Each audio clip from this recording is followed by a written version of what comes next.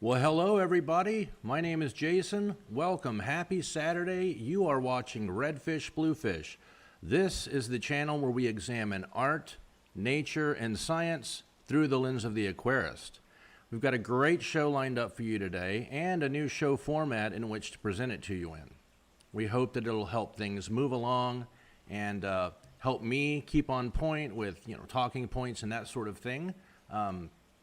Basically, more than anything, we just want to create, good content, valuable content for you guys. And I think that a little bit of a format change was in order. So before we get into the format change and the topics of today's show, I'm going to do a really quick shout out to the few people who were here early. Looks like, let me switch this to good old live chat instead of the default of top chat. That is many a mistake. I've made that one many times. Looks like we have Laura Sutton in here. Welcome, Laura. We have D-Man1101, John Gong. We have Elkinhena Silverwing. Pardon my fumbling there for a moment. We had a couple more people in here earlier that were saying that they wouldn't be able to stay. So we appreciate you guys coming by. It looks like we have 10 watching now, 8 thumbs ups. Appreciate it, guys. And what we're going to do is get started with the show. Now, I know that we started a little bit early this time. I started broadcasting 10 minutes earlier than I normally do. And that is because we'll probably have to end it a little earlier than I have to do usually, because we have some stuff to do here in the shop, some stuff to get in line, and we don't want to fall behind before the day even begins. So without further delay, we're going to get started. Stephen P. 2003 and Susan for SLC Aquatics just popped in. Thank you very much, guys. And let's get the show on the road. There's some really weird stuff going on out there I picked up in the news recently. I got a story, Google kind of recommended a story to me. I think it was yesterday, maybe late last night. And what the heck is Amazon doing? It seems that Amazon has decided to forge a business alliance with one of 2 major e-commerce providers here in North America. Now, the 2 major providers for e-commerce services, that is to say, running your own website, selling fish foods, selling plants, whatever the case is, there are basically 2 major players. One of them is Shopify, and the other is BigCommerce.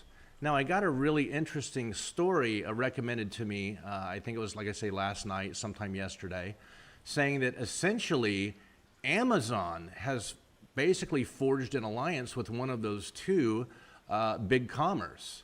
And what the story says is this. Basically, Amazon spent tons of effort, tons of money, billions and billions of dollars over the years setting up their own infrastructure, their own delivery network, their system of drivers, their, you name it, they've got it. They've got it in place.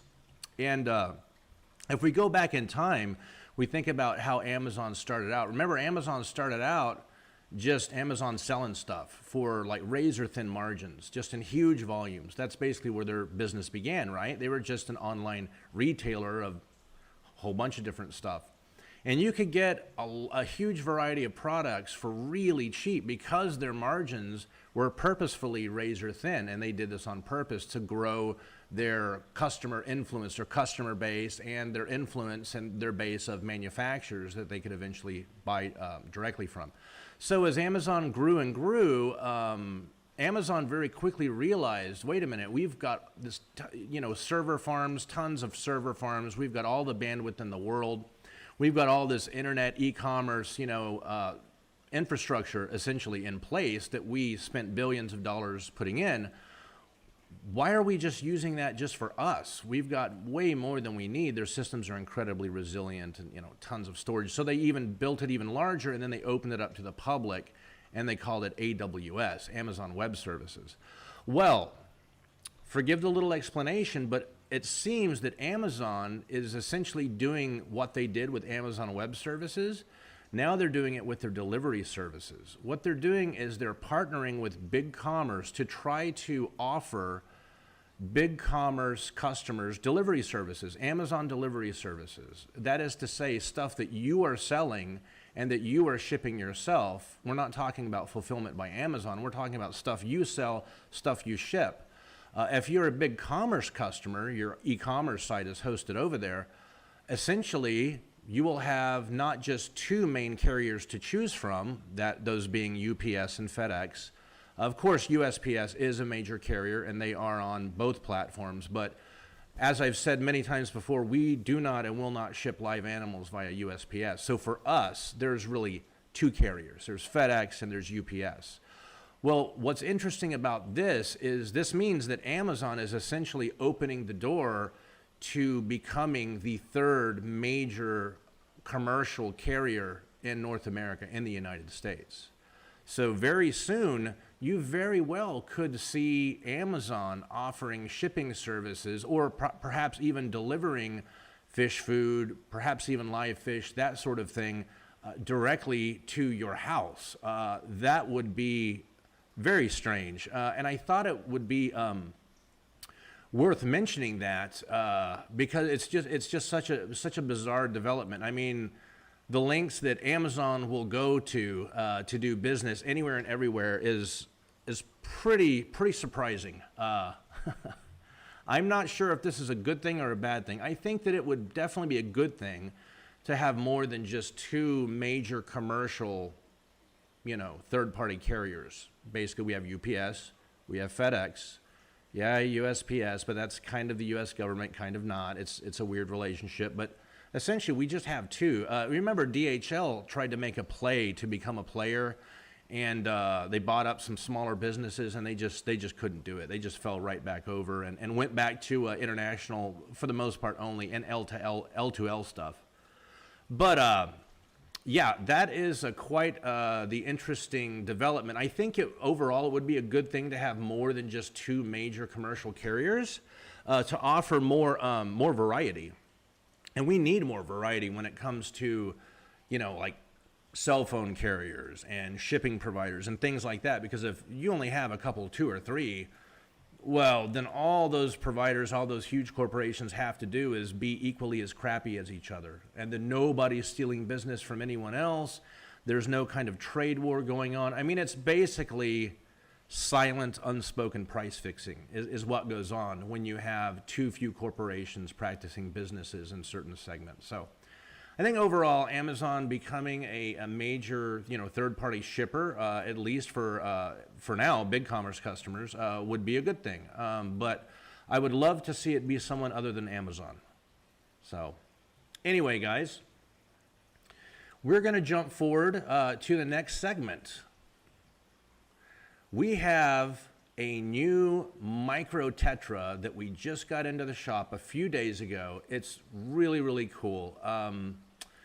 Instead of just sitting here talking about it to you guys, I think it would be most appropriate if I showed you some of them. Now, like I say, they've only been here a few days, and they're in a tank that's being treated right now. So you'll see a slight blue tinge, a little bit of cloudiness in their water, and that's to be expected whenever you're dosing meds. Often you get some cloudiness from it, but I think it would be best to just kind of show you guys this awesome little Micro-Tetra. Now, I don't think we can call it a Nano-Tetra. It's more of a Micro-Tetra because it's just so small, and these guys remain so small. So let me switch the audio around here. Give me just a moment, and I'll grab the walkabout cam, and we'll mosey on over there. All right.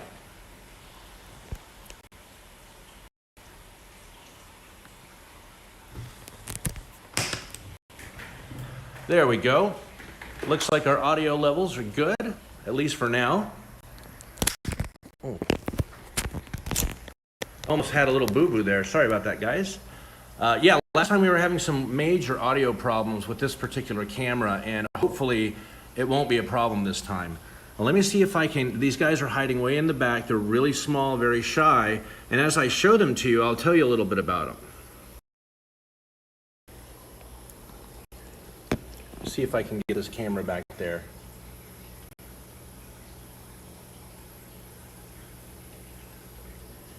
It's going to be difficult to show you from that angle.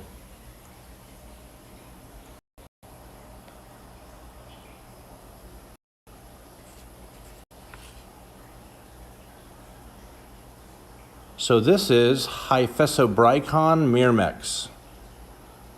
These guys are little teeny tiny micro-tetras.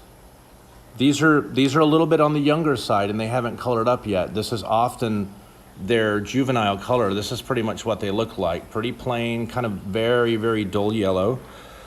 These guys hail from South America, obviously Brazil. This place called the Rio Formiga. All right, so that's in the upper, the Rio Juruena, I think, the Juruena. I can't pronounce the place. I was reading about them this morning and last night. That's definitely Brazil. Let's see if I can get a better angle.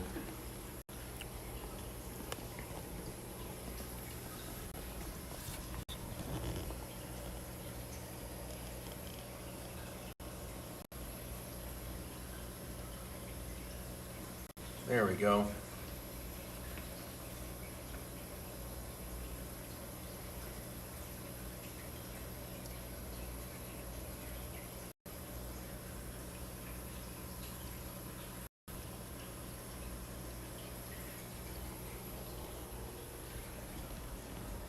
So people have taken to calling these guys for a common name.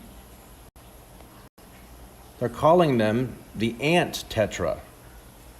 And that's because the river that they come from, the Rio Formiga, Formiga is Portuguese for ant, actually.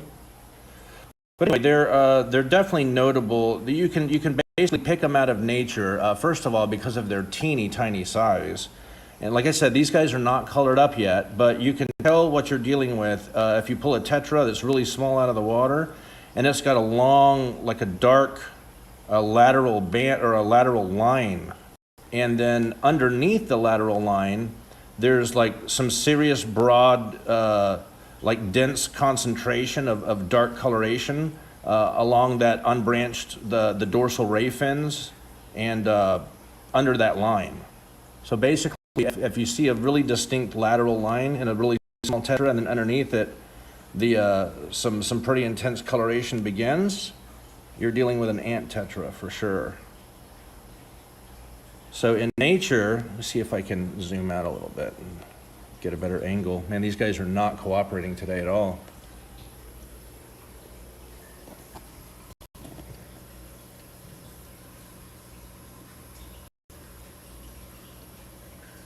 So in nature, when they come of age, the males get really bright red and orange, very, very striking, little teeny tiny tetra, very brightly colored. And the females and the juveniles tend to stay pretty much yellow, kind of a fairly boring kind of yellow color. But these guys are a new tetra. They were only discovered in late 2017. They were only discovered in late 2017. And as I say, these are ant tetras. I heard about these in 2019 is when I heard, that these things even existed. I've been trying to get some since then, and they are just not possible to get. These guys were tank bred, by the way. These are not wild caught, which is very cool.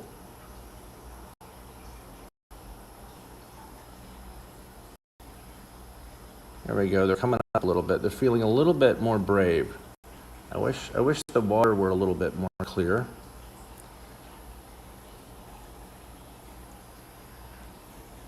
So again, this is Hyphesobrycon myrmex, the ant tetra, in the Rio Formiga in Brazil, central Brazil, in fact.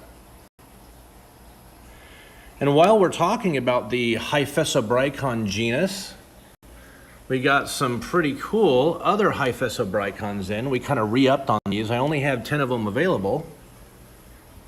We've sold these before, and you see that their water also was being treated. You see what we're dealing with right there on the bottom, the Hyphesobrycon wadai, the blueberry tetra. So we got a number of these back in. I'm always happy about that, but only a few, not many. They're very, very difficult to get a hold of. This too is a fish that was only discovered in, I believe, also the same time, 2017. We've talked about these guys before. Very interesting fish to keep. Now these are a little bit on the younger side, so they're kind of ugly ducklings yet. They've got their ugly adolescence going on. But when these guys get older, they turn really interesting blue-purple with a very bizarre red sheen to them, but mostly blue, hence the name. Blueberry tetra. No, there are no rainbow shiners in there. I don't have any. Everyone keeps asking me for rainbow shiners. I don't have any right now. I'm working on it. Anyway, let's go back and look at the ant tetra. Oh, they were up here. I scared them off again.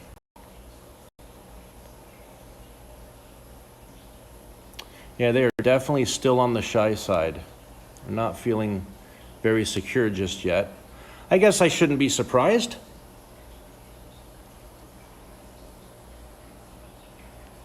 Yeah, they're definitely sexually dimorphic, so you can tell the males and the females apart from each other big time, and they're dichromatic big time. So when the males are fully grown and they're ready to go, there'll be a combination of really brilliant red that kind of blends down into a dark lateral line, and then like a dusky orange underneath it.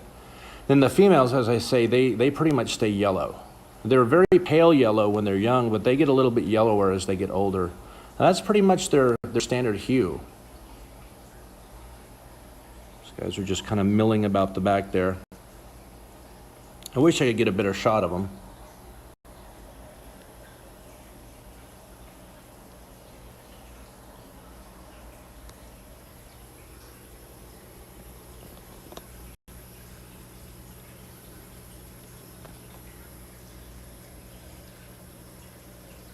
There we go.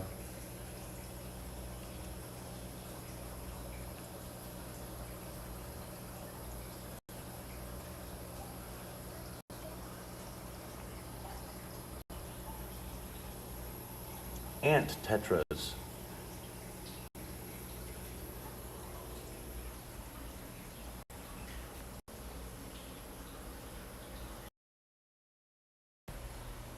Okay, well, let me head back over, change the mic back, and see what's going on in chat.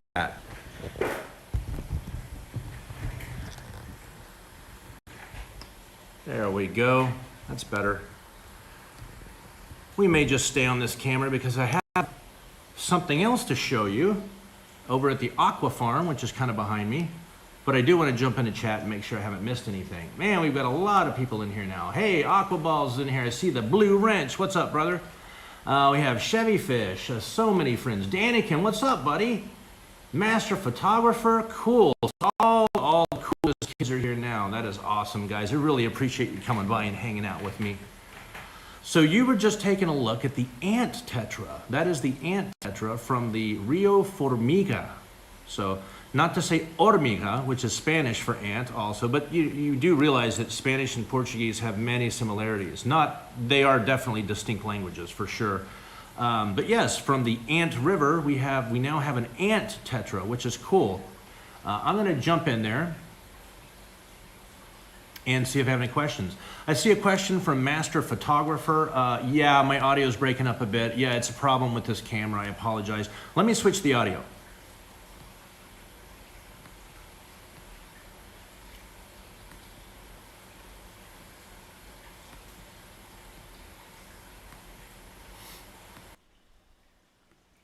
There we go. We are now back on our regular microphone. Should be quite a bit quieter and probably better quality. So I'm going to jump over and see if I've missed anything. Yes, thank you for pointing that out, Master Photographer. I do appreciate that. We definitely have some audio problems from time to time on our live streams. Oh boy, it's not good stuff. Hey, thank you for dropping that link there, George. Aquaballs, I really appreciate that. So I'm going to do a quick scroll and scan and see if I've missed anything. Any questions?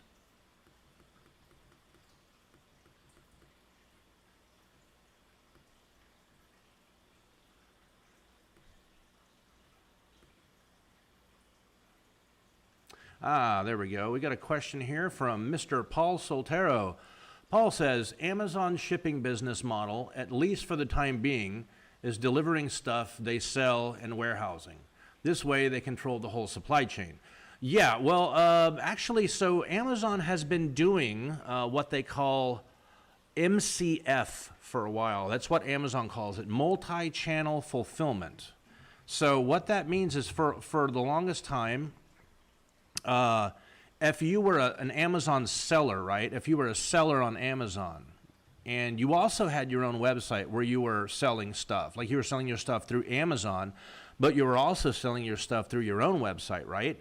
Well, you could sign an agreement with Amazon and install a little app and basically use Amazon to fulfill your orders, not only leaving Amazon, but leaving your business, your other business locations that are non-Amazon locations as well. So they've been dabbling around with that idea for a while. Now they were doing another, they were doing another program for a while. I want to say it was simply called Amazon Shipping, or something like that. It was really not very well named. It was like Amazon Shipping or something to that effect. They paused that as soon as the pandemic hit and things started shuttering a little bit. I remember seeing the news, Amazon paused that entire program.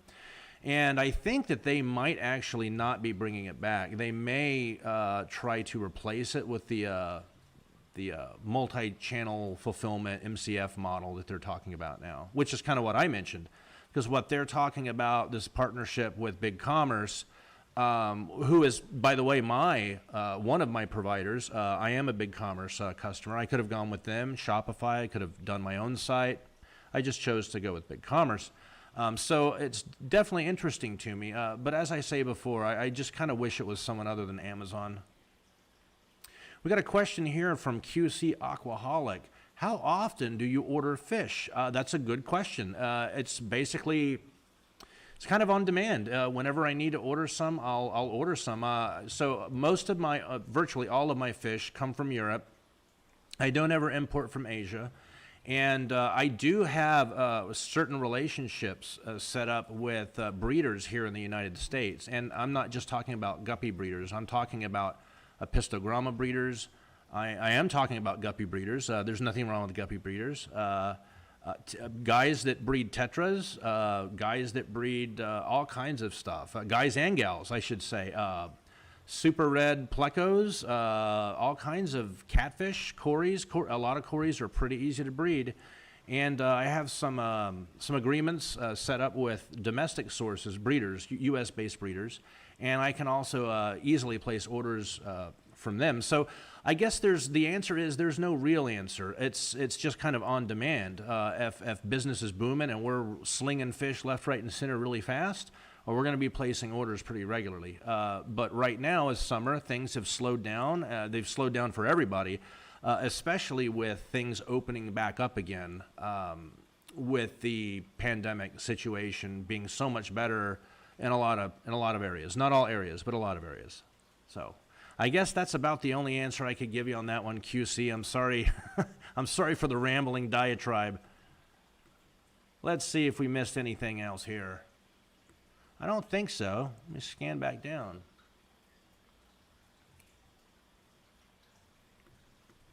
Hope you guys have been having a wonderful week. Hello, Kevin's Canines and Aquatics. Thanks for stopping by. All right, so hopefully the audio won't be breaking up too bad on us before we continue with the show. All right, this brings us to kind of, I guess, what we call segment number 3, my Aquafarm update. A lot of people know about this plant. I kind of made it somewhat popular on YouTube by showing some photos of it, how cool this plant is, and kind of I went on a little bit of a rant, or a rave if you prefer,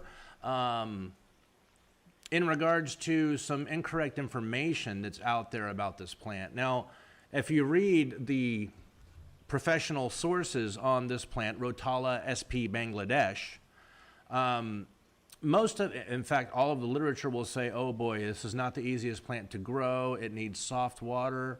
it needs CO2 for sure, it needs highlighting, it needs this, and they underscore the CO2, CO2, CO2. That's not correct. That's not correct at all. And the soft water claim in terms of Rotala Bangladesh, or if you prefer, Rotala SP Bangladesh, the claims that this plant also needs soft water to really thrive and do well, also not true, not one bit true. So, with that said, we've been playing with this plant for a while. We've been monkeying around with it in our lab. We are no closer to being able to identify what it actually is. We believe it to be a Rotala. It seems to be a Rotala, but we would have to bring it to flower, seed, and then basically analyze the seed under a microscope to make sure that we're absolutely dealing with a Rotala. I believe it to be one. However, it's in high demand. I get asked for it all the time. Hey, what about that Bangladesh, that Rotala Bangladesh? Do you have any of that? I'm happy to say we've been working on it for a while, and yes, we do have some going. We've got a little tiny flush of it going in our Aquafarm, and we'll give you a look. We'll give you a look at it here in just a second. We've got some more coming on the way. That's for sure. It's a little slow to get started. It's actually a little slow to get started, but once it gets going, it's good to go. So let me fix the audio one more time. Sorry if the audio gets choppy, guys. I apologize. There's not much I can do about it. I'll try not to speak too much over there. Good luck with that one, right?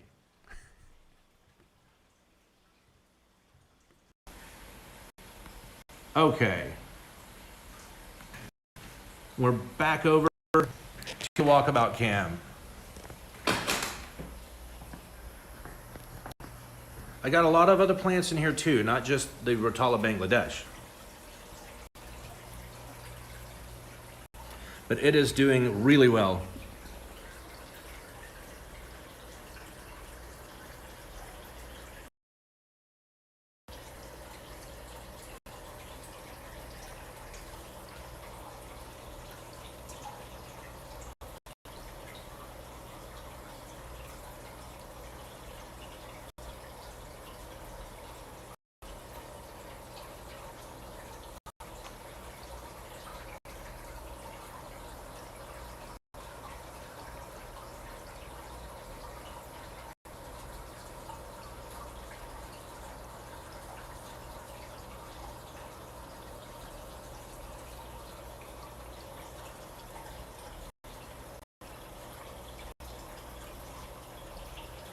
It's a very beautiful plant, guys.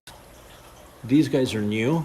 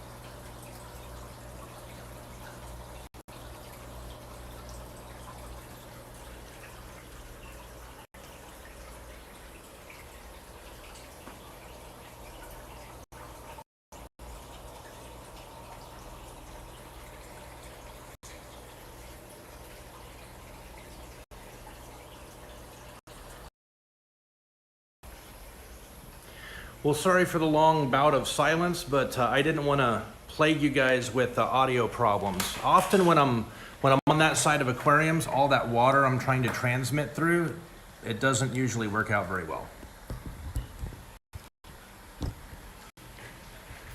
That's just in case you're wondering, what happened to the audio? Why is he not speaking?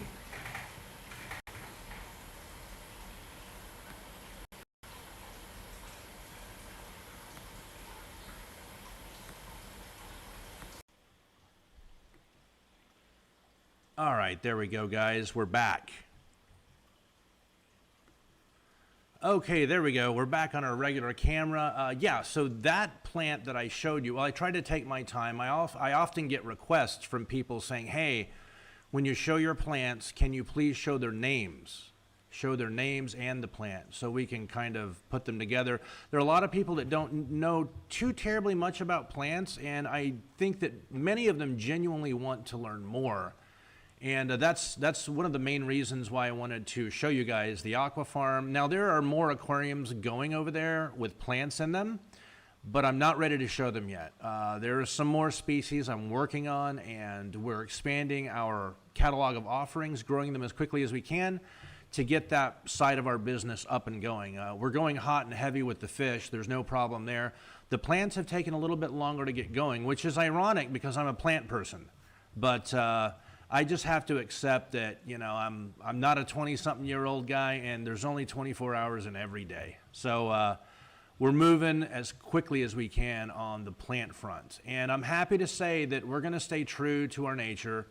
We're tissue culturing ourselves what we can. We're producing ourselves in our labs what we can. We are getting some plants from some other sources, and some like crypts and anubias and stuff. We're not tissue culturing swords or crypts or any of that stuff. It's just too slow to do. So we want to focus on mainly stems, mosses, that sort of thing. Stuff that we can do small batch in-house, kind of boutique style, boutique offering stuff. So yeah, I wanted to give you guys that update. I do get asked about Rotala SP Bangladesh a lot, and hopefully you can tell from the way that it looks, it's a very beautiful plant. And I'm here to tell you that all the stuff that you hear about it, oh, it's difficult, it needs CO2, it needs this, it needs that. No, it does need some of it, it doesn't need all of it. I'm here to tell you that that plant doesn't require CO2. It grows faster and better with CO2, very correct. The leaves are fuller and more delicate looking. It's prettier with CO2, but I'm also here to tell you that that plant grows just fine without CO2 at a slower rate. And it also doesn't require soft water like a lot of the literature says on it. It's simply not true. I have grown gobs of that plant in well water, guys, and it grows just fine. There's no problem with it at all. Now, with that said, if you're growing plants that will tolerate hard water, if you're growing them in hard water, you better be maintaining and cleaning that aquarium just as if you were injecting CO2 and running high light, because algae, some of the more nasty and stubborn algae, does very well in hard water. A lot of algae really prefers hard water, I've noticed over the years. I know other people have too. So looks like we have a question here from Paul Sotero. I'm going to jump in there and mention it. Jason, just a quick Episto update. The Hounslow Eyes are setting up house. Oh, sweet. They're setting up house. No results yet, but they keep at it. Good. You know, I'll tell you, Paul, you know this to be true about cichlids. It's very, very common that cichlids kind of get it wrong in the beginning. Often the males get it wrong. You know, they hunker down with the females. The females have dug out a nest. They've kind of helped them. The females lay eggs. And then the males are like, cool. Where do we go from here? Oh, is it time to eat? And they take off and they kind of forget. That happens. It's very, very common in the beginning, especially with Epistos. I notice it with most Epistos. Sometimes the females get it wrong and they're too aggressive right off. As they're laying eggs, they're already being aggressive to the male, chasing them off before the male's even had a chance to fertilize, right? So it goes, that sort of kind of cuts both ways, but you're doing the right thing. Just keep at it. Be patient. They are not the easiest Epistogramma to breed. I will tell you that. They're far from the hardest, though. I love hearing that you're still at it and that they've set up shop. That tells me that you're doing the right thing, and You're right on the edge of success. I can feel it. Anyway, guys, we're going to, pardon me while I switch over to the right window. We're going to go ahead and wrap it up here, I think. Kind of final thoughts, kind of recap. I'm a little bit excited about the prospect of there being maybe a third major shipping provider / carrier in the United States. We badly need one. The fact that there are essentially two, UPS and FedEx, that is never good for the consumer. And I'm not just talking about shipping. I'm talking about every business segment you can imagine, big tech, banking. When there are only a few big players, they only have to be as crappy as each other. And then at that point, the whole of society is honestly on a race to the bottom whenever we have basically just let monopolies rule the day, just rule everything around us. It's just monopolies are okay now. That's not going to be good for anybody. So I hope that you can kind of echo my sentiment that, yeah, we do need more shipping providers, but ooh, does it have to be Bezos? Does it have to be that guy? Yikes. The Micro-Tetra that we discussed, that I tried to show you, and I apologize for the breaking up audio on that. That is a very cool Tetra. Now I only have, I think, 18 of them. They're so difficult to get. I've been after some ant tetras for a long time, basically since I heard that they existed. And what year is this? Oh yeah, so it's been years. I've been looking for these little dudes, and I was able to finally find some. And I think it's a bonus for me personally that they're tank bred. I love tank bred fish. I don't have anything against wild caught fish at all. I think that certain fish are better wild caught, not most. That's just my opinion, and I don't want to get into a big debate about it. And the Aquafarm, I'm really pleased about how it's coming along. We're going to be spinning sales up of our plants that we're tissue culturing, a lot of them, not all of them. Tissue culturing ourselves, growing out ourselves. None of our plants that we're producing ourselves, none of them are grown out in a greenhouse. They will be totally grown underwater, totally. No transferring back and forth and, oh, you got to convert and we converted it for you and da-da. No, they're just going to grow underwater with really nice soft water, excellent fertilization, awesome lighting, and yeah, that's the way we're going to do things here. So guys, I really appreciate you coming by and hanging out with me. My name is Jason. You've been watching Redfish Bluefish, and I don't want to forget to say it. I forget to say it from time to time. I really do mean it. I wish each and every one of you peace, love, and happy fish keeping. We'll see you next time.